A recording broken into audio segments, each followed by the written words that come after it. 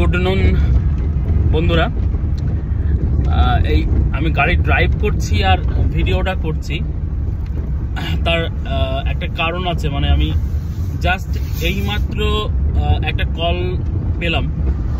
কলটা হচ্ছে SBI credit card department থেকে করছি এবং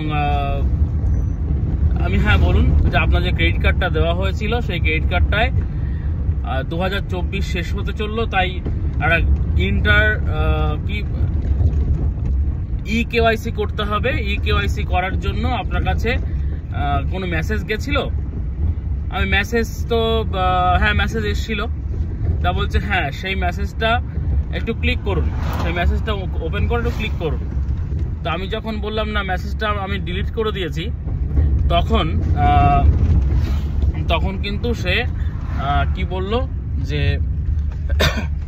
তখন কিন্তু সে বলল যে তাহলে এখন আবার মেসেজ পাঠাচ্ছি, তো OTP যাবে। তা আমি ঠিক আছে, আমি মেসেজটা করে নিয়েছি, মানে রিসেন্ট আমি বললাম যে করে নিয়েছি। সেই মুহূর্তে মানে উনি আবার কি বললেন যে আপনার কিন্তু ফাইন কাটছে 2525 টাকা ফাইন কেটে নেবে। আমি ঠিক আছে ফাইনটা দিয়ে দেবো। ঠিক তখনই উনি কি করলেন, একটা মানে একটা স্ল্যাং ল্যাঙ্গুয়েজ ইউজ করলেন, তারপর ফোনটা কেটে দিলেন। আচ্ছা আমি কল ব্যাক করলাম, ফোনটা ধরলেন। আমি তাহলে আপনি কোথা থেকে বলছেন? তো উনি বলছেন তখন আমি কলকাতা পার্ক স্ট্রিট অফিস থেকে বলছি। আমি ঠিক আছে পার্ক স্ট্রিট অফিস থেকে বলছেন আমি লালবাজার থেকে বলছি। ঠিক আছে আপনি কলে থাকুন, আপনার কলটা আমি রেকর্ড করে দেখছি কোথায় আপনি আছেন, দেখে নিচ্ছি। দিয়ে ফোনটা কেটে দিল এবং ফোন সুইচ অফ করে দিল। তো তোমাদেরকে একটা কথা বলার, যদি এই টাইপের কিছু SMS বা কলস আসে, খবরদার ভুল করেও কিন্তু OTP দেবে না। আর OTP দেবে না। তোমার ফোনে যদি এক্সিস্টিং কিছু আসে, মানে কোনো মেসেজ আসে, এক্সিস্টিং কোনো মেসেজ, যে মেসেজটা ফোন করে বলবে লিঙ্কে ক্লিক করুন, তাহলে কিন্তু সেই লিঙ্কে একদমই ক্লিক করবেন না।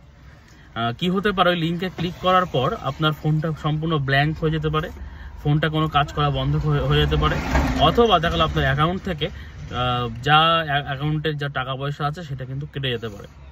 তো এইটাই বলার। আর আরেকটা কথা, যে এটা আপনারা নিজেরা তো যারা দেখছেন তারা বুঝলেন, এবং আপনাদের ক্লোজ যে মানুষগুলো আছে এটা কিন্তু অবশ্যই তাদেরকে বুঝিয়ে দেবেন। আমি এটা জরুরিভাবেই বলছি আর কি। সবে এইমাত্র আমার কাছে কলটা এলো, অনেক পুরনো ব্যাপার, অনেক ব্যাপার থাকে। এবার SBI ক্রেডিট কার্ড থেকে বা এই টাইপের কোনো ব্যাপার আসলে অবশ্যই এটা সবাইকে কিন্তু জানাতে হবে, এটা কিন্তু মাথায় রাখবেন সবাই। আর সেই জন্যই আমার ভিডিওটা করা। গাড়ি চালাতে প্রবলেম হচ্ছিল, যে কারণে আমি গাড়িটা দাঁড় করালাম, গাড়িটা জাস্ট দাঁড় করিয়ে তারপরে কথাটা বললাম। তো বন্ধুরা অবশ্যই বাবাই আমি কথা বলছি, তো এটা কিন্তু অবশ্যই খেয়াল রাখবে এবং প্রত্যেককে আমি একই কথা বলছি, প্রত্যেককে বি কেয়ারফুল, বি সাবধান। ওকে, থ্যাংক ইউ।